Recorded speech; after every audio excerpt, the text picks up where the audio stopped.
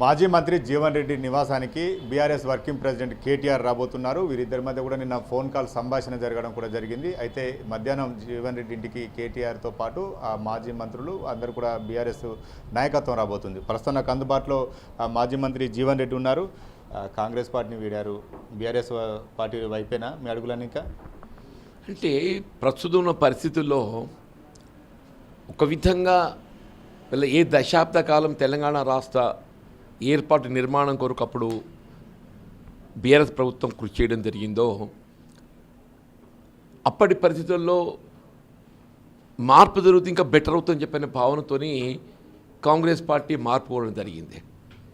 కానీ ఆశ్చర్యకరం ఏంటంటే ఇవాళ కేసీఆర్ గారి మార్పు 10 సంవత్సరాలు గడిస్తే దాంతో తృప్తి చెందకుండా మార్పు కావాలని కోరుకున్న తెలంగాణ సమాజం వీళ్ళు కేవలం రేవంత్ రెడ్డి గారి 2 సంవత్సరాల పాలనలోనే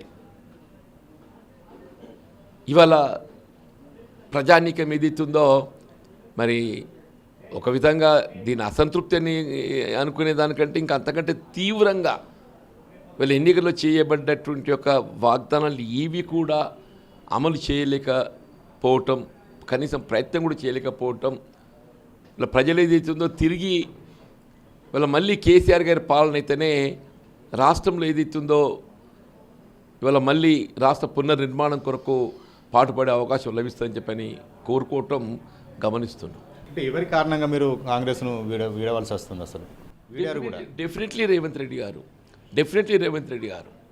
కారణం ఏమని చెప్తారు సమాజం? ఇప్పుడు ఒకటి, ఏదైనా కాంగ్రెస్ పార్టీ అధిష్టానం ఆలోచన విధానానికి అనుగుణంగా రాష్ట్రంలో కాంగ్రెస్ పార్టీ పనిచేయడం జరగాలి. పార్టీ పరంగా ఆర్గనైజేషన్ పరంగా కూడా ఏదైతున్నదో అసలు మూల సిద్ధాంతాలను విభేదిస్తూ మూల సిద్ధాంతాలకు భిన్నంగా ఏకపక్ష నిర్ణయాలు తీసుకోవడంతో ఇవాళ పార్టీలో ఏదైతుందో మరి ఇవాళ తెలంగాణ కాంగ్రెస్ పార్టీ ఆరంభం నుండి పార్టీ పటిష్టత కృషి చేసినటువంటి ఒక నాయకులే కానీ కార్యకర్తలనే కానీ వివక్ష గురి చేయటము. ఎవరైనా అధికార పార్టీలోకి వెళ్ళాలని చూస్తారు, కానీ అధికారం నుండి ప్రతిపక్ష పార్టీలోకి వెళ్తున్నారు. అధికార పార్టీ ఉన్నప్పుడు బీఆర్ఎస్ కూడా మిమ్మల్ని చాలాసార్లు ఆహ్వానించినా కూడా మీరు రిజెక్ట్ చేసిన సందర్భం. సరే, ఇప్పుడు నేను పార్టీ మారాలని చెప్పని నేను కోరుకున్నది కాదు. ఇప్పుడు నేను చెప్పాను, నేను కాంగ్రెస్ పార్టీ ఇంకొక 30 మాసాలు అధికారం ఉండేటువంటి అవకాశం ఉన్నది. కానీ ఏదైతుందో ఇప్పుడు 30 మాసాల అధికారం కంటే ఎక్కువ ఏదైతుందో ఈ 30 మాసాలు ప్రజల పక్షాలను నిలబడి పోరాటం చేయటము నేను బాధ్యత భావిస్తున్నాను. కాంగ్రెస్ను గద్దె దింపడమే జీవన్ రెడ్డి లక్ష్యంగా అనుకోవచ్చా? రేపు అదేవిధంగా ప్రచారం చేయబోతున్నారు అనుకోవచ్చు. ఎందుకంటే బీఆర్ఎస్ ప్రతిపక్షంగా ఉంది, బీఆర్ఎస్లు అధికారంలో రావాలంటే కూడా జీవన్ రెడ్డి వాయిస్ అవసరమే కదా. ఇప్పుడు నేను ముందే పేర్కొనే ఇవాళ ఆనాడు ఏదైతుందో మనం 2023 ఎన్నికల్లో కేసీఆర్ గారి ప్రభుత్వం మార్పు కావాలని కోరుకోవడానికి 10 సంవత్సరాలు పట్టింది. ఆ మార్పు కావాలని కోరుకోవడానికి కూడా మరింత మెరుగైన పాలన పొందబోతాము కాంగ్రెస్ పార్టీ వస్తుందని చెప్పి భావించినాం.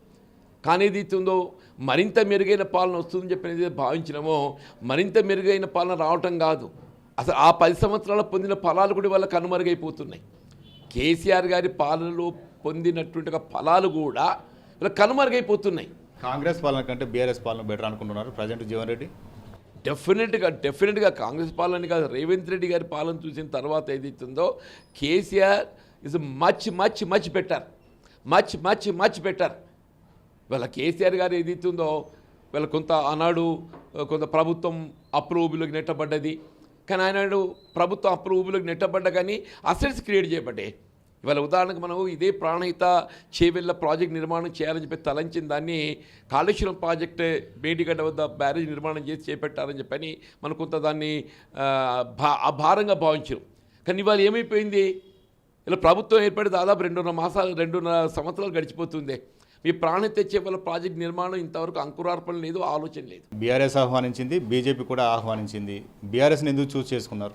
అంటే ఇప్పుడు పాలన అనేది డెఫినెట్లీ బీజేపీ జాతీయ స్థాయిలో దే ఆర్ డూయింగ్ బెటర్, దాన్ని మనం భిన్నాభిప్రాయం వ్యక్తం చేయలేం. కానీ రాష్ట్ర స్థాయిలో ఏదైతున్నదో వీళ్ళ కేసీఆర్ గారి 10 సంవత్సరాలు ఇవాళ తెలంగాణ రాష్ట్ర ఏర్పాటుకు వారు చేసినటువంటి ఒక ఉద్యమ ఫలితంగా ఏర్పాటు కాబట్టిన తెలంగాణ రాష్ట్ర నిర్మాణానికి వారు దశాబ్దాలు చేపట్టిన చర్యలు. ఇవాళ మీరు ఈ పథకాలు చూస్తే రైతాంగాన్ని పెట్టుబడి సమకూర్చడం జాతీయ స్థాయిలో ఇక్కడ లేదు అంటూ నేను we are finding only it was introduced only from Telangana. BJP కంటే బీఆర్ఎస్ బెటర్ అనుకునే నిర్ణయం రాష్ట్ర స్థాయిలో డెఫినెట్లీ కాంగ్రెస్ పార్టీని గద్దె దించడానికి బీఆర్ఎస్ఏ బెటర్ పార్టీగా భావిస్తున్నాయి. ఎప్పుడు జైన్ కాబోతున్నారు నిర్ణయానికి వచ్చారా? ఎప్పుడు జైన్ కాబోతున్నారు? కేటీఆర్ కూడా మీతో మాట్లాడినట్టుగా తెలుస్తుంది కదా, ఏం సంభాషణ ఏంటి? అది వాళ్ళ కేటీఆర్ గారు ఏదైతుందో ఇవాళ వారు వస్తున్నారు, ఒక విధంగా ఏదైతుందో అంటే పార్టీలో చేరికకి సంబంధించి వాళ్ళ పార్టీలో కలిసి ప్రయాణం చేయటానికి వారు ముందుకు రావటము ఐఎమ్ రియల్లీ వెల్కమింగ్ ఇట్. ఇలా అంటే కేసీఆర్ గారు నాకు దశాబ్దాల కాల మిత్రుడు అని చెప్పి అంటున్నా. దశాబ్దాల కాలంకి వెళ్ళి ఒకరి పట్ల ఒకరు అభిమానం కలిగి ఉండి కూడా ఇవాళ భిన్న రాజకీయ పార్టీల్లో కొనసాగడంతో కలిసి ప్రయాణం చేయలేకపోయాను.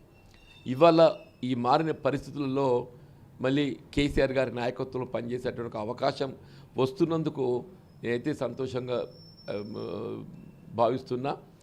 మరి జాయినింగ్ ప్రొసీజర్ డేట్స్ ఇవన్నీ కూడా ఏదైతుందో ఇవాళ కేటీఆర్ గారు వచ్చిన తర్వాత వారితో చర్చించిన తర్వాతే నిర్ణయం అవుతామని చెప్పని భావిస్తున్నాను. బీఆర్ఎస్లో కీలక పదవి ఇస్తామని చెప్పి హామీ ఇచ్చారా, లేకపోతే బీఆర్ఎస్ ప్లీనరీ కూడా జగిత్యాల నిర్వహిస్తారు? అటువంటి ఒక చర్చలు లేవు.